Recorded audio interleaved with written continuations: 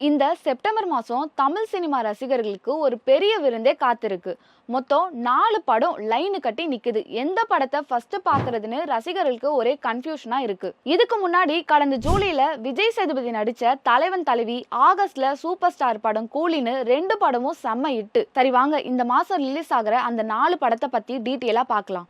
Sivakarthikeyan AR Murugadoss இயக்கத்துல நடிச்சிருக்க படம் தான் மதராசி.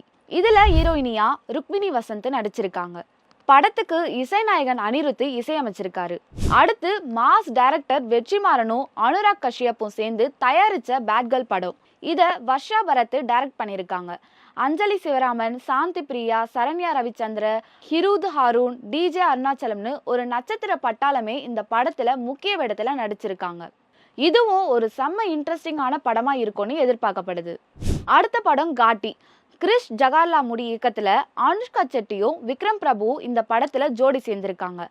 அனுஷ்கா 2 வருஷமா எந்த படமும் நடிக்காம இருந்தாங்க. அவங்க கடைசியா நடிச்ச miss Shetty mister police Shetty படத்துக்கு அப்புறம் இப்பதான் மறுபடியும் திரையில வராங்க.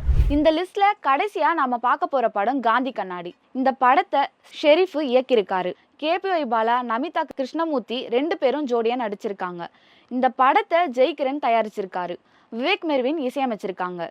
ஸோ காமெடி ரொமான்ஸ்னு இந்த படமும் கலகலன்னு இருக்கும்னு எதிர்பார்க்கலாம்.